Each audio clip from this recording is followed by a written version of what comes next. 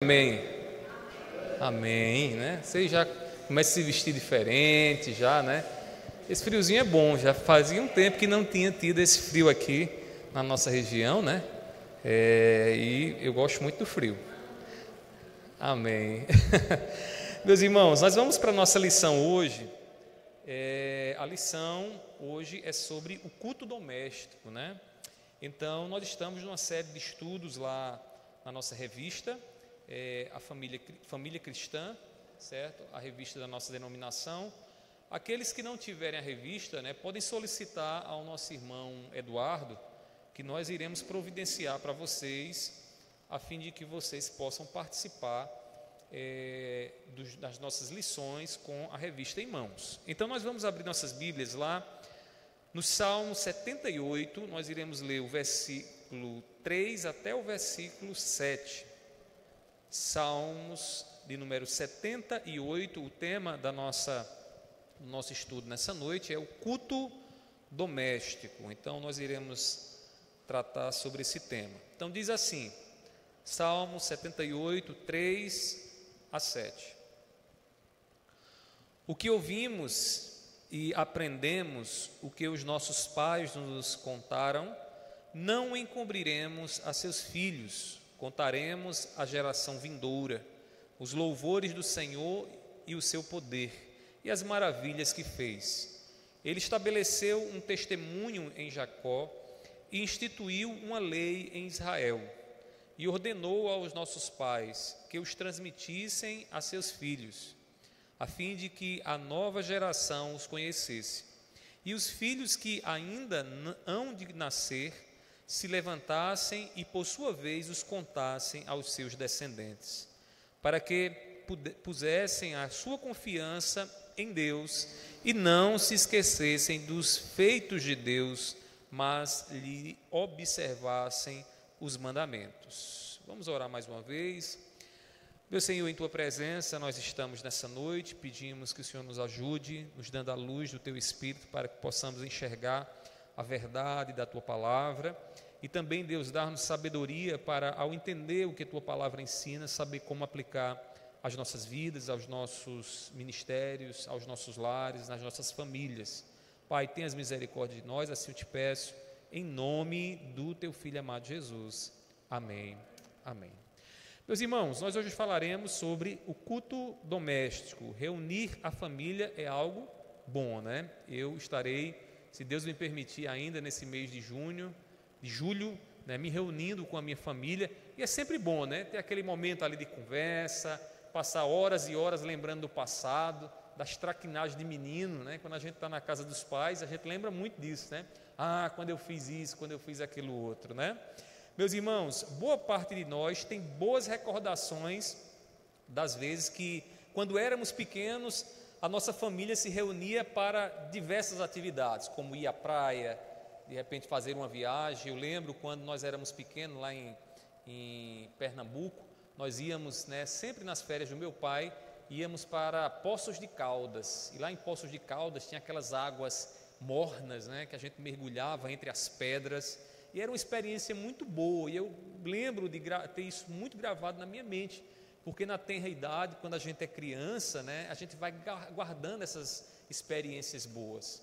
Irmão, se você não tem essas recordações, aproveite que você é adulto e deixe essas boas recordações na sua família. Saia com seus filhos, faz uma viagem com eles. Hoje a nossa lição é sobre uma dessas reuniões que são marcantes na vida dos nossos filhos e na nossa vida.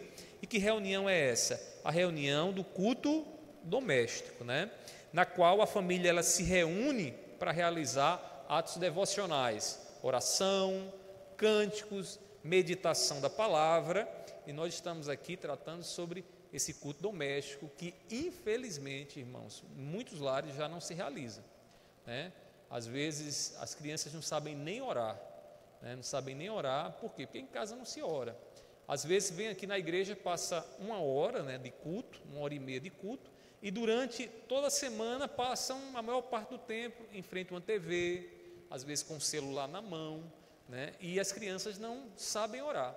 E nós precisamos, irmãos, reavivar no nosso meio a prática do culto doméstico. E aí vamos começar, primeiramente, entendendo a perspectiva bíblica sobre o culto doméstico. O que é que a Bíblia nos diz acerca de realizar esse momento com os nossos filhos, no nosso lar, ali lendo a palavra, orando e louvando ao nosso Deus. Na Bíblia, meus irmãos, não há nenhum mandamento específico para realizarmos o culto doméstico, mas há uma expectativa de instrução familiar, e aí nós precisamos entender isso. Não há um mandamento direto, dizendo assim, todo cristão deve fazer um culto em casa com a sua família. Mas o texto que nós acabamos de ler aqui do Salmo 78 nos mostra essa instrução que a família deve passar.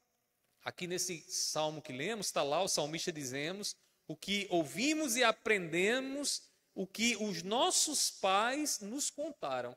Onde é que acontecia isso, irmãos? Dentro do lar.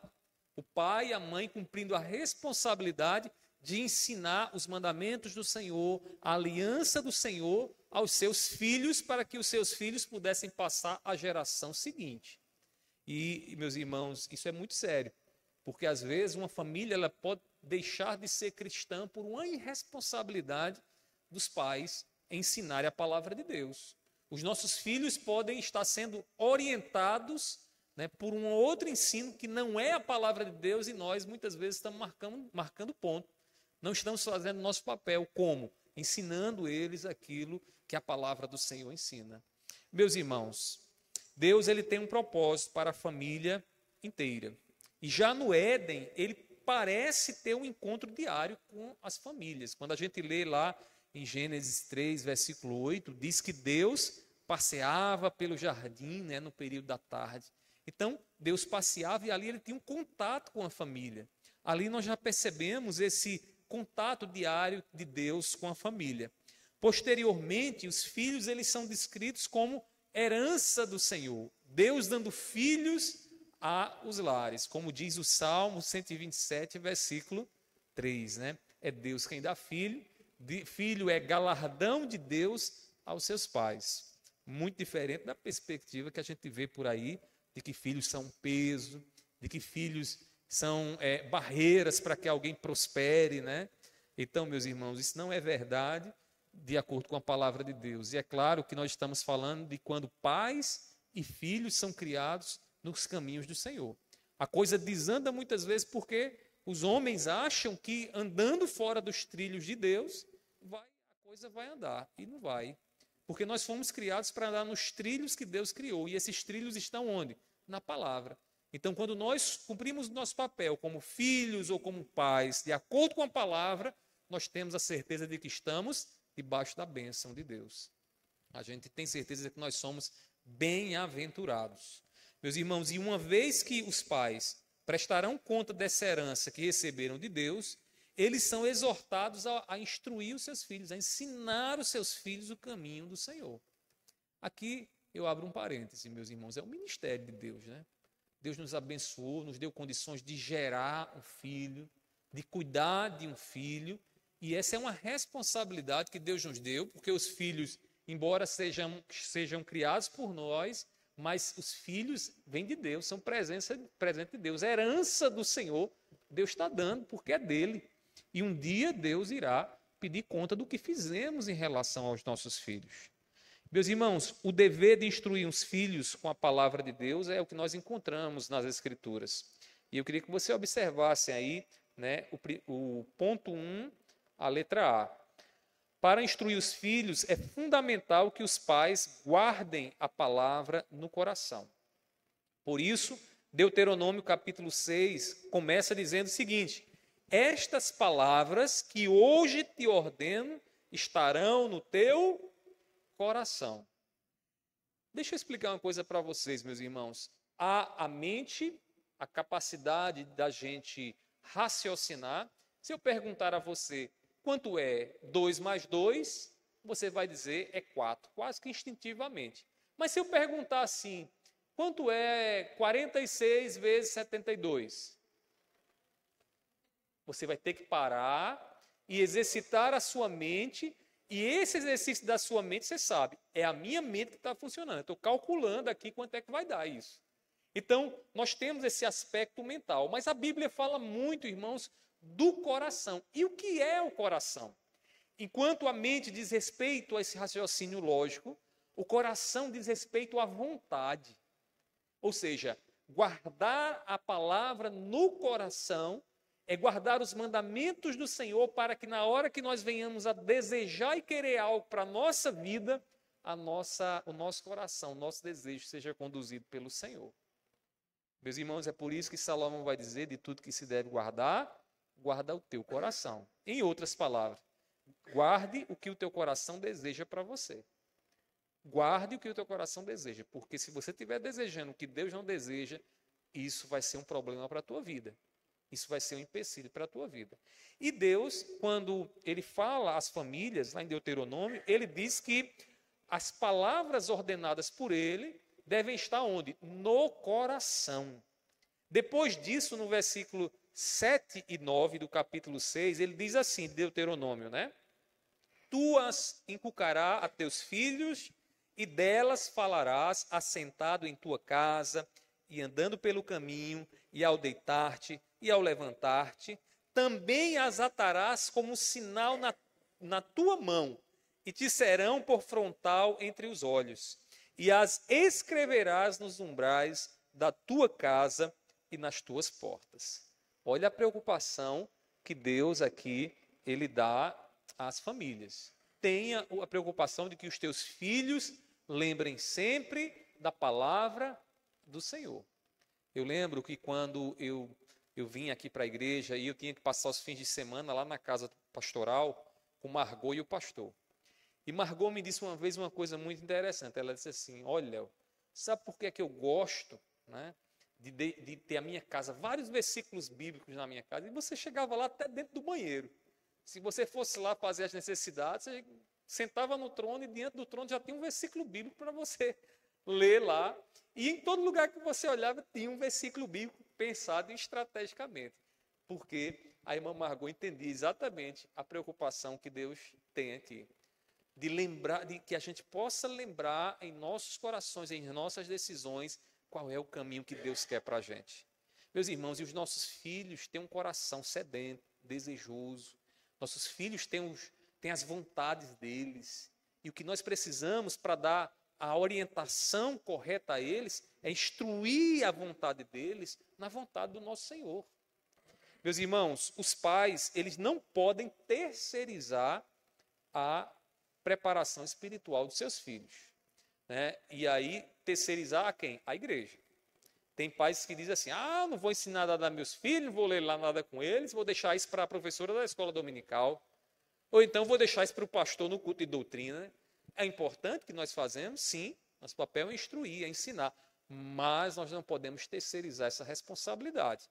Se somos pais, se temos filhos, temos o dever de instruí-los na palavra.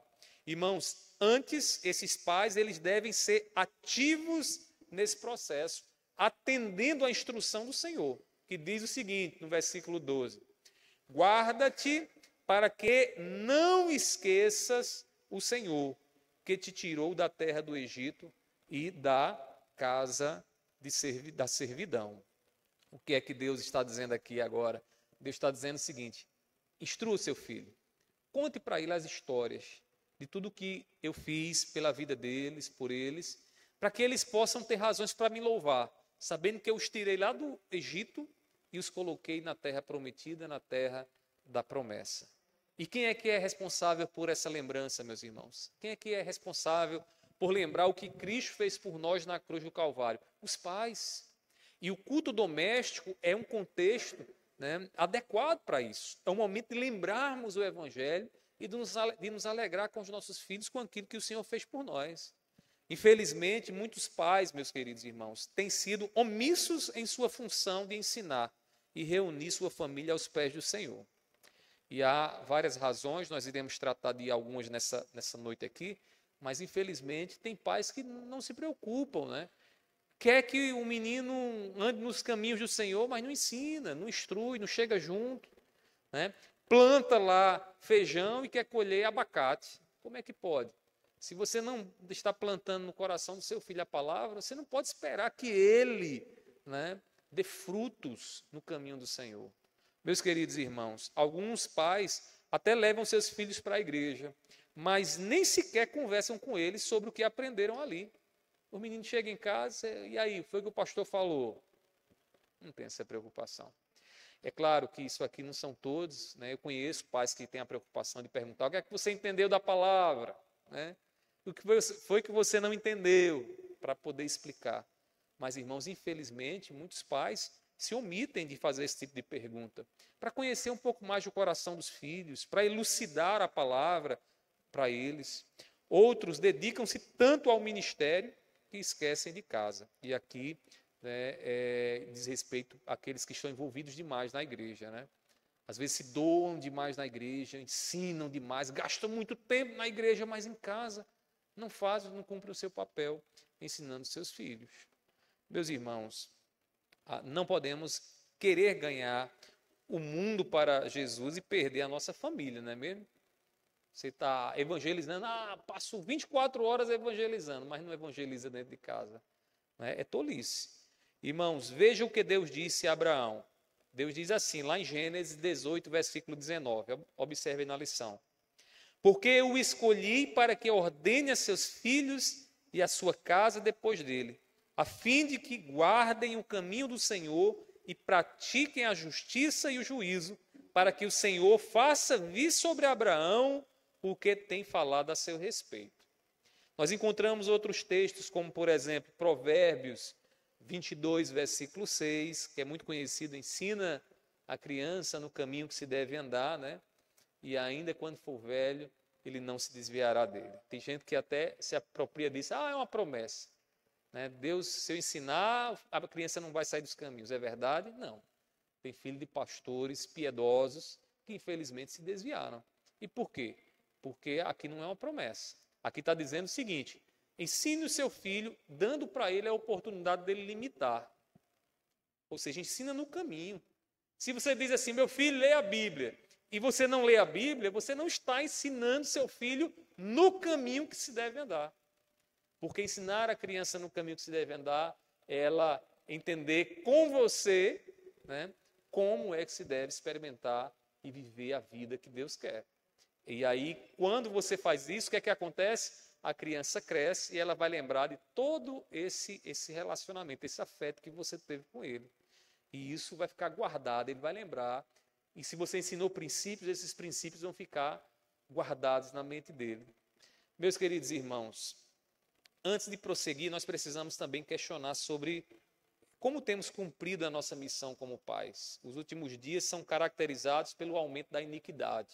Como diz lá em 1 Timóteo, capítulo 4, versículo 1 a 5, Paulo vai dizer a Timóteo o seguinte, olha, nos últimos dias, muitos se rodearão de falsos mestres, querendo ouvir só aquilo que eles querem, e não aquilo que a palavra do Senhor ensina. Né? E a gente está vivendo esses dias, irmãos. Portanto, como temos preparado a nova geração, né, que são os nossos filhos, para lidar, irmãos, com esse contexto. Meus irmãos, o culto doméstico, ele é um instrumento de Deus para essa preparação. Para estarmos, a partir de casa, estar ensinando e orientando os nossos filhos no caminho, para que eles entendam o contexto em que estão vivendo e possam, assim, permanecerem fiéis ao nosso Senhor. O casal, ele deve orar, ele deve meditar junto, e posteriormente, quando os filhos vierem, essa prática do casal deve ser estendida aos filhos. Estes levarão a prática para os seus relacionamentos futuros, e assim o culto doméstico continuará abençoando muitas famílias no decorrer dos anos. Então, o autor aqui da revista, ele tem essa esperança. Eu também tenho. Acredito que a gente ensinando, os nossos filhos ensinarão aos nossos netos, os nossos netos ensinarão aos tataranetos, nossos tataranetos, e assim o evangelho ele continuará sendo pregado posteriormente. Então, dito o que aqui a palavra do Senhor deixa claro para nós, essa responsabilidade dos pais na instrução dos filhos, vejamos agora, meus irmãos, alguns desafios para a realização do culto doméstico. Você diz assim, pastor, é ideal, isso é muito legal, bonzinho, muito bom, tem que ser feito, mas a gente tem alguns desafios. A gente tem algumas barreiras a serem superadas. E aí nada do que nós falamos aqui é novidade. Saber que temos o dever de ensinar aos nossos filhos, claro, não é novidade. Temos essa responsabilidade diante do Pai. O problema não é saber o que devemos fazer, mas fazer o que deve ser feito. Então, sabemos que temos o culto doméstico a realizar, mas temos feito? Temos realizado? Temos tido aquele momento para orar com os nossos filhos, para instruí-los na graça de Deus, na graça do Evangelho? Meus irmãos, embora estejamos convictos de que devemos realizar o culto doméstico, realmente não é uma tarefa fácil e precisamos vencer alguns desafios. Eu queria trazer para vocês aqui os desafios. Quais são eles? Primeiro deles, ativismo. O que é o ativismo, irmãos? Está ocupado demais. Todos de casa correm e é difícil encontrar um tempo em que todos estejam juntos. Enquanto é criança, né, é uma maravilha. Está lá um menino pequenininho, ele fica aqui, vai para a escola, chega, a gente está juntos, mas depois que começam a trabalhar, aí vira aquela loucura, né? Não temos tempo para sentar, para estarmos juntos, para orientá-los. Quando os filhos são crianças é maravilha, né? É menos difícil, mas quando crescem, esse fator torna-se mais complicado.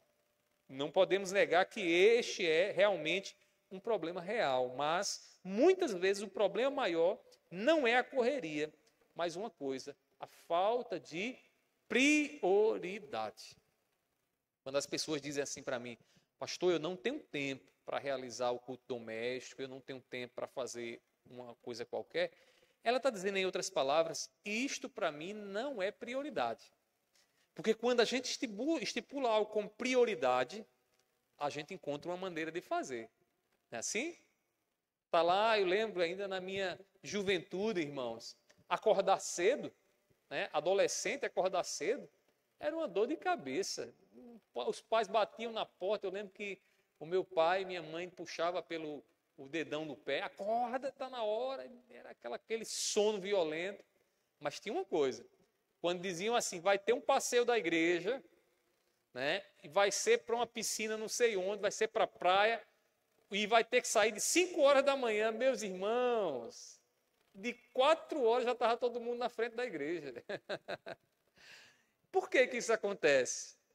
Porque é uma questão de prioridade. Prioridade. Então, a gente às vezes diz, não dá para fazer a reunião com os nossos filhos. Não é que não dá, é porque talvez para você ainda não seja prioridade. E eu queria muito que nessa noite a gente entendesse a prioridade de sentar com os nossos filhos para orar com eles, para fazer um culto com eles, ou seja, com eles, um momento de adoração ao Pai. Meus irmãos, além disso, há um outro desafio além do ativismo. Qual é? A terceirização da educação dos filhos. Às vezes, o que é que acontece? O pai trabalha, a mãe trabalha e entregam a responsabilidade da criação dos seus filhos a outra pessoa. Às vezes, quando a avó mora perto, né? Aí a avó é quem recebe essa responsabilidade. Se a avó for uma crente, maravilha. Mas se a avó não for crente, se não temer ao Senhor, né? E outra coisa, irmãos, por mais que os parentes, né, amem, cuidem dos nossos filhos, mas ninguém vai educar os nossos filhos como nós educamos, como pais. Né? E a gente precisa entender essa responsabilidade que temos diante de Deus. Assim como muitos pais entregam a educação de seus filhos à escola, muitos também entregam a instrução espiritual dos seus filhos a quem? Unicamente à igreja. Não, se o meu filho vai para o céu e vai ouvir do Evangelho, é a igreja que tem que ensinar. A igreja tem esse papel, mas a educação espiritual começa em casa. Em casa. O ensinamento da palavra começa em casa. Se não ensinarmos em casa, meus irmãos, vai estar complicado. E é em casa que muitos pais perdem seus filhos, porque é em casa que os comentários maldosos muitas vezes são ditos. É na mesa da refeição que aquele comentário, né, terrível aparece e o filho começa a questionar, ele vai para a igreja e aqui é uma coisa e lá na igreja é outra, e aí começa a colocar a cabeça dos filhos em conflito, num conflito moral, ou seja, ele é uma coisa aqui, outra coisa lá. Conta-se a história de uma criança, uma vez, que fizeram uma campanha na igreja e tinha um balaio na frente do púlpito. E era um balaio para arrecadar alimentos e trazer para donativos e tal. E aquela criança, pequenininha ainda, entrou no balaio e começou a dormir dentro do balaio. E aí o povo, olhando para aquilo ali, o menino entrou, dormiu lá. E aí terminou o momento lá, foram conversar lá com a criança e disseram: mas por que você entrou aí? Tanto lugar para você sentar, tanto lugar para você dormir. E aí ele disse: eu quero ficar aqui, eu não quero mais sair daqui. E aí, mas por que você não quer mais sair daí? Porque aqui papai é bonzinho demais. Ou em outras palavras, aqui na igreja é um santo, mas em casa não dá, é melhor dormir na igreja. Meus queridos irmãos, infelizmente muitos filhos têm se perdido por conta disso, daquilo que eles veem em casa e daquilo que eles veem na igreja. A gente tem que ser a mesma pessoa. A gente tem que manter o nosso caráter, né? A nossa vida espiritual, para que os nossos filhos não tenham que duvidar de quem nós somos. Meus irmãos, sem dúvida a igreja ela tem esse papel importantíssimo na criação dos nossos filhos, de prepará-los, ensiná-los espiritualmente, mas precisamos entender a responsabilidade primária dos pais, e eles não podem esquivar dessa responsabilidade. Terceiro desafio, além do ativismo e além da terceirização dos filhos, a falta de hábitos de atos devocionais no período do namoro. Eu achei interessante o autor ele colocar essa fase do namoro, porque muita coisa que acontece no namoro acaba se refletindo no lar. E se no namoro, né, de crentes, claro, não há o hábito de orarem, de estarem ali crescendo espiritualmente juntos, dificilmente depois de casados isso vai acontecer.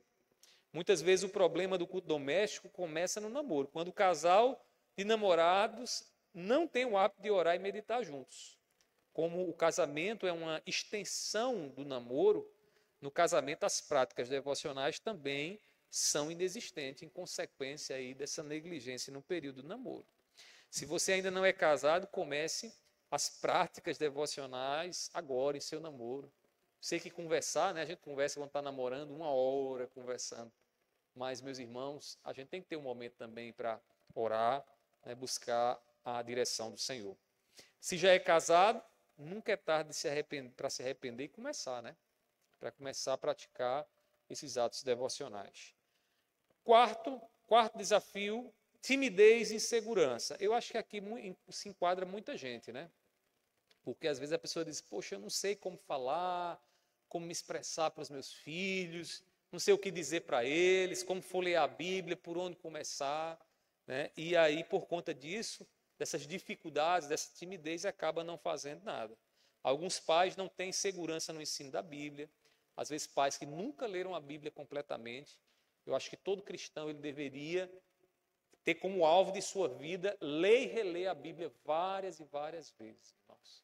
Várias e várias vezes. Eu já li a Bíblia não sei quantas vezes. Recentemente eu terminei de ler, e eu leio em versões diferentes, né? Então eu terminei agora de ler na NAA, né, que é uma versão mais clara. Então você entende os termos, está tudo muito claro ali. Então é importante você ter essa visão completa da Bíblia, né? Para você, no seu culto doméstico, poder instruir os seus filhos, orientá-los, ensiná-los ali o que a Bíblia tem a dizer. E eu sei que às vezes alguns de vocês têm essa dificuldade, mas isso não é uma coisa tão difícil assim. Você tem uma Bíblia, você pode ler a Bíblia. Ah, mas eu não tenho nem Bíblia de papel. Leia no celular. Sei lá se você gosta de ler lá no celular, mas eu ainda gosto do cheiro da Bíblia, do peso dela na mão. Eu ainda sou tradicional nesse aspecto. Mas, meus irmãos, nós precisamos buscar esse conhecimento para ensinar os nossos filhos. É sempre bom lembrar que todos estão aprendendo e devemos reforçar a confiança uns nos outros dentro do nosso lar. Isso quer dizer o seguinte: se eu não sei e meu filho sabe, ter a humildade para reconhecer que ele pode estar certo e aproveitar esse momento para instruir, para também aprender com aquilo que está sendo tratado ali no culto. E um último desafio, a ausência de testemunho doméstico, como nós já falamos aqui. Algumas pessoas são crentes na igreja, mas não dão bom testemunho em casa. Nesse caso, irmãos, não tem lógica fazer um culto doméstico, porque a família sabe quem tal pessoa é. E aí fica difícil, né? Se a pessoa está com a máscara, está fingindo ser uma outra pessoa, em casa essa máscara cai. Em casa nós somos o que somos. Num caso assim, irmãos, é fundamental que haja, antes de tudo, conversão, regeneração. E aí, quando vencemos os desafios citados até aqui e fazemos o culto doméstico, nossa família ela é beneficiada de várias maneiras. E eu queria destacar aqui 4 maneiras. Primeiro, através da unidade, a família se reúne para adorar a Deus e aprender de sua palavra, compartilhando lutas, dificuldades e vitórias. Tudo isso fortalece a união da igreja, ou melhor, a união da família, né? É muito importante saber que os nossos filhos estão orando por uma causa. Lá na nossa casa, quando a gente tem um propósito, um objetivo, né? E alguns desses objetivos a gente compartilha com os nossos filhos, nem todos, porque eles não têm maturidade para alguns deles. Mas é muito bom quando eles sabem que estamos caminhando em direção a um alvo, porque aí eles também se interessam, eles também dão a sua parcela de contribuição, né? Esses dias eu estava dizendo, olha, qualquer dia desse, quando Deus nos der condições, a gente troca o carro da gente. E aí eu disse a Bernardo, toda vez que você entrar, Bernardo, dentro do carro, você não pisa na borracha da porta não, porque se você pisar na borracha da porta, o carro vai ficar velho, a gente vai ter que gastar mais, e aí quando a gente for trocar um dia, o carro não vai prestar. E aí o que é que ele fazia? Ele aprendeu isso, ele compartilhou do objetivo, ele disse, não, um dia a gente vai trocar o carro, mas a gente não pode trocar tão velho não o carro. Aí ele chega lá, ele estica o pé dele, aí não pisa na borracha. Ele passa por cima, aí depois pergunta, olha papai, eu não pisei na borracha, viu? E o que é isso? Ele está compartilhando de um objetivo. E o culto doméstico é um momento oportuno para isso, para a gente expressar os nossos anseios, as nossas preocupações, ouvir os nossos filhos também falando das preocupações deles e assim poder ajudá-los. Então é um momento muito oportuno para gerar essa unidade, essa comunhão entre a gente na família. Além disso, o compromisso com Deus. A família desenvolve atividades devocionais mais que em apenas um dia da semana.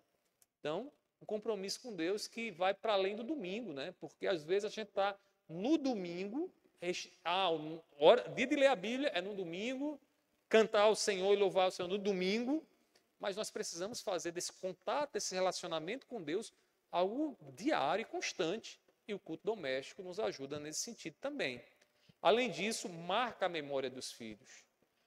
Sendo um momento prazeroso para a família, os filhos carregarão esses momentos como boas lembranças, algo, poxa, eu lembro quando meu pai me colocava lá na mesa para a gente fazer a leitura juntos, quando a gente orava ao Senhor, né? Esses dias eu lembro que Bernardo, a gente está ensinando ele a orar, né? E ele está ainda nos primeiros passos para fazer a oração sozinho. E às vezes ele está orando, aí ele para assim, no meio da oração, aí, e agora? O que é que eu digo? Ontem ele fez isso, ele parou, olhou para a Mirella assim e disse, e agora, mamãe, o que é que eu faço? Aí a gente ora junto com eles, né? Então a gente começa a repetir junto com ele para que ele possa estar orando juntamente conosco e aí ele vai ganhando ali um vocabulário para se dirigir a Deus. Ele tem 4 anos ainda, mas é certo de que esse momento de oração, ó, ele vai guardar com ele. Ele vai saber, ora, ele vai lembrar das palavras que a gente usava, ele vai lembrar do momento, né, em que ele orava. Então a gente está agora trabalhando no fundamento do coração dele, né, para que quando ele ficar velho ele possa lembrar das práticas que ele tem em casa. Diga, Mirella.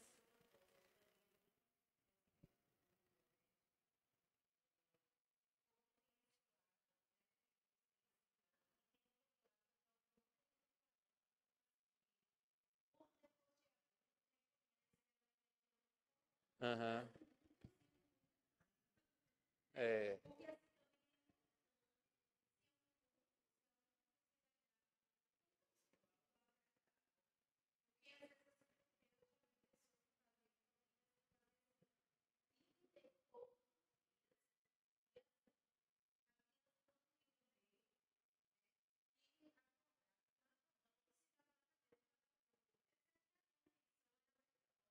Aham. Aham.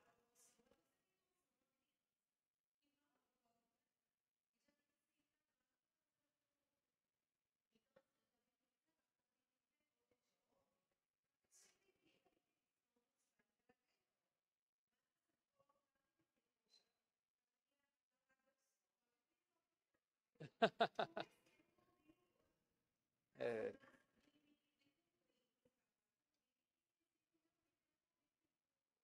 adeus. É desafiador. A gente vai até tocar aqui num ponto que é o prazer, né? A gente não pode também fazer desse momento um momento de uma cruz pesada para os filhos, né?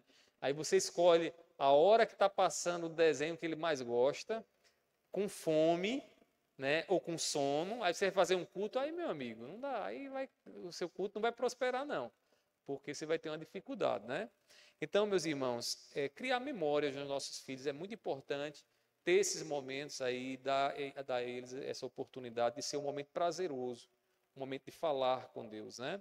E também um outro benefício, irmãos, é a evangelização, né? Porque a gente não sabe do coração dos nossos filhos, mas quando a gente está realizando ali o culto doméstico, nós estamos evangelizando, nós estamos proclamando Jesus, mostrando, né, a graça que Deus nos deu através do seu Filho Jesus.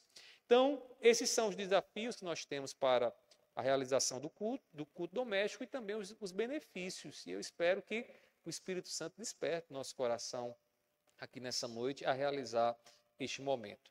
Mas aí, para a gente encerrar, vejamos agora o culto doméstico na prática, né? A nossa esperança é que vocês estejam convencidos da necessidade do culto doméstico e que comecem logo a cultivar essa prática. Para ontem, né? Ah, quando é que eu vou começar? Para ontem, né? E aí, para isso, é necessário atentar para algumas características do culto familiar. Vamos ver quais são essas características. Primeira delas, regularidade. Ou seja, ter aquele momento certo para fazer aquilo ali, realizar naquele tempo, e que de maneira que todos entendam que naquele horáriozinho ali é o momento de culto. Não podemos realizar o culto doméstico apenas quando tivermos tempo, pois isso nunca vai acontecer. Ah, vou realizar só quando tiver tempo, tiver sobrando, não tiver nada para fazer. É difícil, irmãos, né? Lá em casa, pelo menos, é um desafio para a gente, né? Tenho que dizer assim, olha, tem um momento sobrando, a gente tem que fazer o esforço para aproveitar quando a gente vai fazer as refeições, quando a gente está ali naquela conversa de mesa, para ali ter o nosso momento devocional, né? Mas a gente tem que fazer o esforço para estar falando do Evangelho, falando de Cristo. Irmãos, o culto doméstico ele deve ser uma prioridade na vida da família. E todos devem saber o dia e a hora que o culto doméstico ele deve acontecer. E aí isso, né, idealmente, vai levar todos a se programarem para que aquele momento aconteça. Além disso, deve também haver flexibilidade. E aí eu acho que tem a ver com aquilo que a gente estava conversando aqui agora, de entender o melhor momento para isso. E aí, irmãos, o ideal é que o culto doméstico ele seja diário. Mas cada família analisa suas condições. Se sua família não consegue realizar diariamente, tente pelo menos 3 vezes por semana, né? De repente, ter aquele momento para fazer o seu culto ali com a sua família. Seria muito instrutivo, né? Muito bom já 3. Além disso, seja breve. O culto doméstico não precisa ter 2 horas, né? Porque eu acho que quando as pessoas pensam em culto, tem que fazer um culto doméstico, passar 2 horas orando e lendo a Bíblia. Né? Se você tem tempo para isso e todos querem, amém, que aconteça assim. Mas às vezes, irmãos, entre 10 e 15 minutos é suficiente para a gente ler a palavra, cantar um hino, fazer a oração, né? E ali ter o nosso momento de devoção a Deus e contato com Deus, rogando as bênçãos do Pai sobre a família, sobre os nossos filhos, sobre os nossos pais. É melhor que seja assim e seja constante do que mais longo e inconstante. Às vezes, 2 horas de culto, faz uma vez e nunca mais. E por fim, deve ser atrativo. Todos de casa devem participar do culto doméstico, mas devemos evitar que isso seja feito contra a vontade dos participantes. É aquilo que Mirella estava falando, né?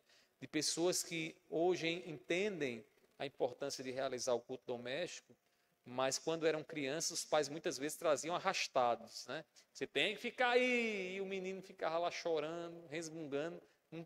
Deus, na mente dele, estava muito distante. Né? Ele estava orando, Senhor, Deus me livra daqui. Me tira daqui, né? Então, meus irmãos, tem que ser um momento atrativo. Em caso de filhos pequenos, devemos exigir, mas com amor e sabedoria. Em caso de cônjuge não convertido, né, que eu sei que alguns casos aqui dos irmãos, pessoa que não é crente, não teme ao Senhor, a gente tem que ter a paciência, fazer o convite e a tentativa, quem sabe Deus desperte o interesse dele para ele participar. E se ele não quiser participar, faça com seus filhos, né? Faça com seus filhos ali aquele momento entre vocês e Deus. Depois de apresentar essas características básicas do culto doméstico, destacamos algumas breves considerações sobre os elementos básicos que o compõem. Então, quais são os elementos básicos? Cântico, oração e meditação na palavra. Com relação aos cânticos, é bom cantar cânticos conhecidos, né? Às vezes corinhos, até que os filhos saibam cantar juntamente com você, ou músicas que são cantadas na igreja. Esses dias eu ia ouvindo uma música no rádio e Bernardo ia no meu banco de trás, murmurando a música, né? E eu disse, rapaz, olha que interessante, era uma música que os meninos do Elohim cantam aqui. E ele ia lá, cantando. Eu digo, olha, isso aí já dá para a gente colocar no momento devocional, no momento de culto, né? Na igreja as crianças aprendem muitas músicas. Se algum membro da família toca um instrumento, aí é que fica a maravilha, né? Lá em casa sou eu quem arranha o violão. Né? Se não houver, a voz com certeza é um instrumento muito poderoso e que a gente pode utilizar para entoar hinos e louvores ao nosso Deus. Com relação às orações, o culto doméstico é o momento em que a família se une em oração diante do Senhor, para apresentar-lhe louvor, gratidão e súplica. Portanto, meus irmãos, precisamos desfrutar bastante da bênção da oração. É bom deixar os participantes à vontade para fazer seus pedidos, né? De repente, é uma oportunidade para a gente sondar o coração dos nossos filhos. Pergunta a eles, pelo que você quer que eu ore? Né? E aí ele vai falar, eu queria que você orasse lá pelo meu trabalho, eu queria que você orasse, né, pela minha saúde, eu queria que você orasse pelo aquele presente que eu quero. Você vai descobrir muita coisa a partir das petições que os seus filhos vão fazer. E aí é uma oportunidade, claro, de andar um pouco próximo do coração deles. E por fim, sobre a meditação, né? Não é necessário uma exposição teológica, técnica, né? Porque às vezes tem pais, eu conheço pais aí que são exagerados nesse sentido, às vezes querem ensinar jargões da teologia já a criança de 3 anos de idade, né? E a gente sabe que didaticamente isso, né, para elas é muito confuso, exige demais, e às vezes você não vai dar o ensinamento que deve ser dado àquela faixa etária. Mas é fundamental, irmãos, que a família esteja atenta aos conselhos do Senhor. É bom que a meditação seja numa linguagem e formato compreensível à idade da criança. De repente, se utilizar aí meios, né, didáticos, figurinhas, imagens, tudo isso é algo bastante instrutivo para o coração de uma criança. O David Merck, ele escreveu um livro sobre a questão do culto doméstico, e ele diz o seguinte: o pai sábio não lê 3 capítulos do livro de Levítico para o seu filho de 5 anos na hora de um programa predileto da TV. O que é que vai acontecer? Levítico é um livro, que não é um livro de fácil leitura, de compreensão para uma criança de 5 anos. E exatamente na hora do programa que ela gosta de assistir, aí, meu amigo, está difícil, né? Haver meditação e ela participar do culto que você quer fazer. O pai sábio também não usa um livro de história em quadrinhos para contar a história de Davi e Golias a seu filho adolescente. Por quê? Porque a faixa etária já é diferente. Um filho adolescente não é a mesma coisa de uma criança, ele já tem um discernimento maior. Para pais que têm filhos em faixa etárias diferentes, esse é um grande desafio. Falar para um Caleb da vida e falar para um Bernardo da vida. São 2 faixas etárias bem distintas, mas a gente tem que levar o evangelho, comunicar a palavra ao coração deles. Falar sobre culto doméstico é mais fácil do que fazer, não é mesmo? É ou não é, irmãos? É bem mais fácil falar. Para sua realização constante, é necessário muito compromisso, força de vontade e disciplina. Portanto, se você não tem esse hábito, comece assim. Aqui vão 3 dicas. Primeiro, peça perdão a sua família pela negligência de deixar de se reunir com ela para adorar a Deus. Segundo, comprometa-se a realizar o culto doméstico nos dias predefinidos. Compromisso diante de Deus. Vou realizar naquele horário, então vai ser naquele horário. E, por fim, todos devem ter o compromisso de lembrar e cobrar com amor, claro, uns aos outros, quando houver esquecimento, pois possivelmente haverá esses esquecimentos. Siga esses passos e desfrute de bons relacionamentos e bons momentos com a sua família na presença de Deus. Que Deus nos ajude, né? Que Deus estimule o nosso coração a ter esse momento de devoção a Deus com os nossos filhos, com a nossa família. Dito isso, meus irmãos, diante do que foi apresentado, né? Como você compreende o compromisso das famílias quanto ao culto doméstico atualmente? Vocês acham que as famílias têm tido esse compromisso? Né? Eu não vou nem perguntar aqui quantos aqui fazem o culto doméstico, né? Mas é algo que a gente tem que repensar, irmãos. Ter o nosso momento para nos dirigir com a nossa família ao nosso Deus. Ah, tem que ser 2 horas, 30 minutos. Não, irmãos. Aquele momento em que você ora com a sua família. Aquele momento em que você está ali meditando as coisas de Deus e trazendo, né, o entendimento da palavra para instruí-los. Esse é um momento de culto ao Senhor. Diga, Lima. Aham.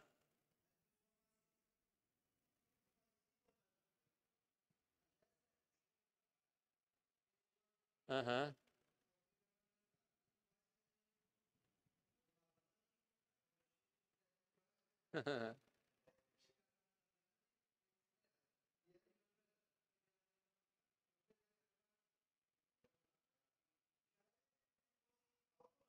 Eu estou entendendo.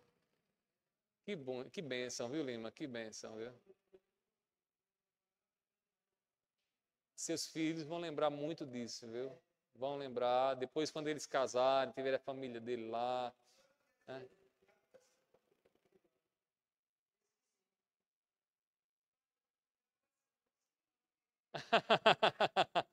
Que bom. Parabéns aí, viu, pela prática. Isso é muito bom, né? Poder ter esse momento com os nossos filhos, né?